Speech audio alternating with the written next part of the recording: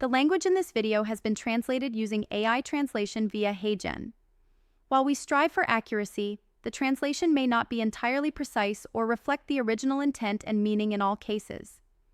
We appreciate your understanding as we work to make this content more accessible through AI-assisted translation. El idioma en este video ha sido traducido mediante traducción de IA a través de HeyGen. Aunque nos esforzamos por la precisión, la traducción puede no ser completamente exacta o reflejar la intención y el significado originales en todos los casos.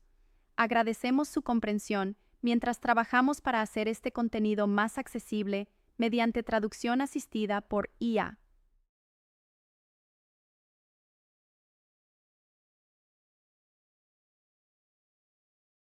Bien, cambiemos de tema y veamos cómo podemos usar y crear archivos de consulta, que son archivos .cqf. Estos son archivos. Estos son archivos que están dentro del software. Han sido preconstruidos para proporcionar capacidades de búsqueda para ciertas funciones y puedes usarlos tal cual o crear los tuyos propios. En una instalación estándar y típica de Admit Predictor, los archivos se ubicarán en la unidad C, en la carpeta Program Data, luego en la carpeta de Simulations Plus y finalmente en la subcarpeta específica del programa. Y después en la versión de Admit Predictor que tengas instalada. Así que estoy usando 10.2 ahora mismo. Entonces, usted vería estos archivos llamados con extensiones .cqf. Marco Europeo de Cualificaciones, MEC. Estos son archivos de consulta.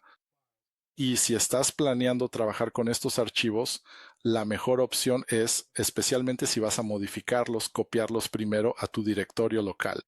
Así que he copiado algunos aquí como drug-like filters.cqf, reactive metabolites.cqf o toxalerts.cqf. Entonces, supongamos que quieres usar este archivo drugfilter.cqf. Pero antes de usarlo, me gustaría mostrarte un poco sobre cómo están estructurados estos archivos. Así que puedes abrirlos en el bloc de notas, que es lo que estoy haciendo ahora mismo, y están estructurados con un primer nombre de consulta y a eso lo podemos llamar la consulta principal. En este caso se llama DLF, _score, y DLF significa Drug-like Filters, filtros tipo fármaco. Bien, entonces esta es la consulta principal y bajo esta consulta tenemos varias subconsultas. Bien, entonces la forma en que están estructuradas es la siguiente. Tienes los nombres de las consultas o el nombre de la subconsulta en este caso. Y luego tienes algunas líneas de comentario que describen la consulta en sí y lo que estás buscando. Y después esta línea que contiene la consulta. Entonces SLQ le indica al software que vas a realizar una consulta de estructura porque hay otros tipos de consultas como las consultas relacionadas con propiedades. Y esta es la expresión smarts que contiene el patrón. Y luego hay una letra que indica el tipo de mapeo que se debe realizar entre la consulta y la estructura. Y hay tres tipos diferentes. Existe el mapeo simple, el mapeo completo y el mapeo único. Así que S significa simple, en cuyo caso devolverá la primera ocurrencia del primer mapeo de la consulta sobre la estructura. Existe el mapeo completo, que son todas las combinaciones, y luego está el mapeo único de nuevamente la consulta contra la estructura. Y luego el puntaje de 1, lo que significa que encontrar el patrón resultará en una puntuación de 1 para esa función. Aquí, si estamos implementando un sistema de penalización, donde damos una penalización de un punto, por ejemplo, a la estructura, por cumplir con ese criterio, entonces cada una de estas consultas puede resultar potencialmente en una puntuación de 1. Tenga en cuenta que si la ocurrencia es múltiple, lo cual en este caso en realidad no puede ocurrir porque es un mapeo simple, pero de todos modos, incluso si hubiera múltiples ocurrencias de ese patrón en la estructura, solo se registraría una puntuación de 1.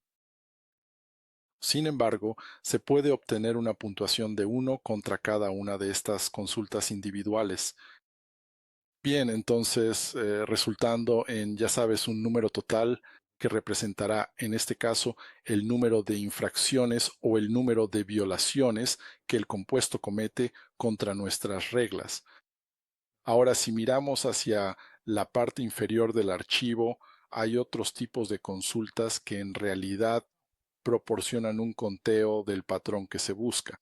Entonces, por ejemplo, para esta consulta llamada hydroxyl count, está buscando, así que de nuevo es una consulta de estructura porque es SLQ.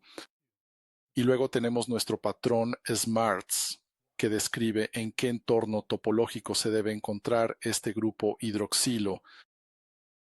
Y aquí estamos usando el mapeo único, por lo que potencialmente podría devolver un número mayor que 1. Y en este caso particular, si el sistema devuelve más de, 6 o incluso más ocurrencias del patrón específico en la estructura de datos, entonces, de manera concluyente, se obtiene una puntuación final de 1. Si el número que se devuelve está, digamos, entre 0 y 5, entonces la puntuación de vuelta sería 0. Y ahora, en este preciso instante, podemos estar realmente muy cerca. Esto y vaya al software. Y la forma en que usamos estas consultas es similar a la forma en que las hemos usado antes, en el sentido de que simplemente vas al menú desplegable de datos y seleccionas agregar atributos compuestos. Luego vas a emitir una consulta, pero ahora en lugar de interrumpir, al traer esta consulta desde Medchem Designer, la traeremos desde un archivo. Entonces, para evitar cualquier confusión, borraremos esto y luego cargaremos nuestra consulta desde un archivo. Y en este caso particular, la vamos a traer directamente de nuestros filtros de tipo fármaco. Así que, por lo tanto, vamos a proceder a seleccionar esto. Y fíjate que se está cargando. El contenido del archivo, toda la consulta aparece en esta ventana aquí y también está asignando el nombre del atributo para que sea el nombre de la consulta principal, que en este caso es DLF por la puntuación del filtro tipo fármaco. Y cuando estés listo para continuar, simplemente presiona el botón OK. Así que en realidad es un proceso multihilo, lo cual es realmente rápido porque acabamos de pasar por todas estas consultas bastante elaboradas y aplicamos eso a nuestras 10.000 estructuras. Así que fue bastante rápido y ahora generó dos columnas. Una columna que se llama DLF-score y ese es el número total ese es el puntaje total. Es decir, la cantidad de veces que los patrones coincidieron para cada compuesto en particular. Así que, en nuestro caso, ese es el número de violaciones o aciertos que hubo contra ese compuesto. Y luego hay un código de puntuación DLF que indica la naturaleza de la violación contra la regla. Así que tenemos algo un poco más explícito, una descripción de lo que desencadenó ese puntaje DLF. Y si queremos tener acceso a estos compuestos, podemos seguir un proceso similar al que hicimos antes. Lo primero es que quizá queramos saber cuál es el rango. En este caso, los compuestos están funcionando realmente bien y probablemente se aplicaron reglas similares en la elaboración de esta colección. Solo tenemos dos compuestos con una puntuación DLF de 2, luego tenemos algunos con 1 y en su mayor parte es 0. Así que realmente solo tenemos tres contenedores. Entonces sabemos que tenemos tres contenedores 0, 1 y 2 y este es nuestro puntaje DLF. Y así que tenemos nuevamente la mayoría de nuestros compuestos en el contenedor 0. Hay algunos en la papelera 1 Y si queremos verlos, simplemente hacemos clic en ese contenedor y lo vemos. De nuevo, hay 193 compuestos de 10.000 que cumplen estos criterios. Bien, luego podemos repasar estos compuestos uno por uno. Observe que los atributos del compuesto se nos proporcionan de manera conveniente aquí y nuevamente se indica la razón por la cual se le atribuyó un puntaje particular a este compuesto. Así que en este caso en particular tenemos un alqueno terminal que está en el compuesto. Así que podemos simplemente revisarlos. En este caso es un anillo de 5 miembros, rojo, conteo de anillos, etc. Y estas reglas son personalizables. Quiero decir, algunas personas tienen preferencias diferentes a otras y también es muy cierto que diferentes clases terapéuticas pueden tenerlas. Pueden tener reglas diferentes y algunas de ellas se extienden significativamente más allá de la, ya sabes, la regla estándar de 5. Así que, nuevamente, esta es solo una manera muy realmente conveniente de buscar estos patrones dentro de los compuestos y podrías seguir el mismo proceso para crear, por ejemplo, tus propios filtros paints. Así que estos son los llamados compuestos de alta frecuencia, conocidos como pan-assay. Ya sabes, compuestos de interferencia, que son compuestos promiscuos que tienden a dar positivo muy a menudo en los ensayos HTS, y ha habido múltiples artículos científicos que han descrito el tipo de características que tienen estos compuestos y podrías usar reglas similares para definir el tipo de criterios que corresponderían a estos compuestos. Así que podrías eliminarlos potencialmente de una colección de cribado.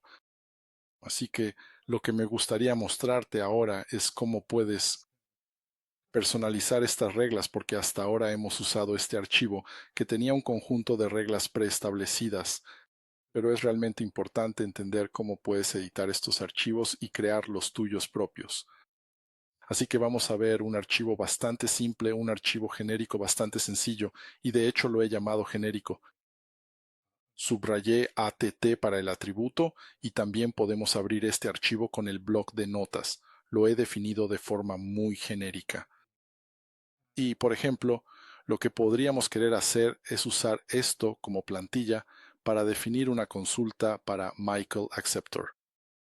Entonces, primero que todo, guardémoslo, así que vamos a guardar como y definirlo como Michael Acceptor. Entonces, lo guardaremos como una consulta Michael Acceptor, Michaela para Acceptor, lo llamaremos así. Y simplemente lo vamos a guardar.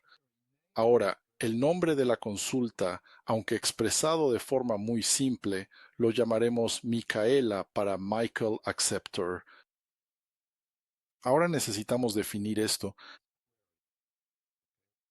Consulta. ¿Cómo se verá la sintaxis de la consulta? Bueno, por lo tanto, el rango permitido para la salida es opcional. Si lo dejamos vacío, simplemente volverá. El número de asignaciones, el número de veces que la característica particular que estamos buscando se encuentra en cada uno de los compuestos.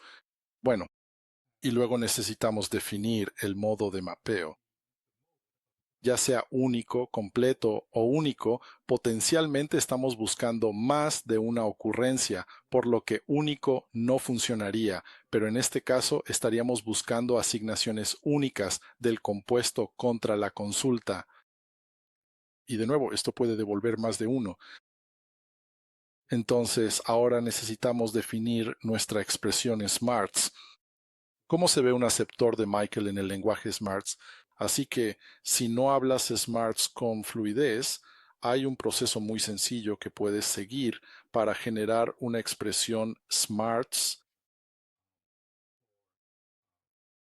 para la estructura que estás buscando. Y entonces, si queremos definir un aceptor de Michael, simplemente podemos dibujarlo. Diseñador de Medcam. Entonces, puedes simplemente dibujarlo como un sistema alfa-beta insaturado de esta manera. Ponemos nuestro carbonilo aquí y listo. Y realmente para poder obtener la cadena inteligente es muy sencilla. Solo tienes que seleccionar la estructura. Puedes simplemente enlazarlo o simplemente presionar Control A. Y luego vamos a editar, copiar como Smarts. Y luego vuelve a la ventana del bloc de notas y simplemente di Control V y eso pegará la expresión Smarts de forma automática y completa. En la consulta y simplemente decir guardar. Y ahora esta consulta está básicamente lista para usarse, así que podemos cerrarla y si queremos utilizarla en una búsqueda, simplemente podemos ir. Sigue el mismo proceso que hicimos antes, añade una consulta de atributo de compuesto. Vamos a borrar la consulta anterior que teníamos. Vamos a cargar nuestro nuevo archivo de consulta. Y en este caso está en michaelacceptor.at-add.cqf. Nuevamente puse guión bajo para el atributo y ábrelo y así se llama. Así que este será el nombre de la siguiente columna. Bueno, y simplemente diga está bien. Y realizará esta búsqueda de una manera similar a como lo hace. Realizó previamente las búsquedas anteriores. Y podemos mirar muy fácilmente cuántos aceptadores de Michael podríamos tener en estas colecciones. No hay demasiados y de hecho ni siquiera aparecen verdaderos aceptadores de Michael. Pero eso podríamos refinarlo en nuestra definición de smarts. Así que si queremos saber cuántos hay en cada clase, simplemente podemos seleccionar nuestra columna de aceptador de Michael.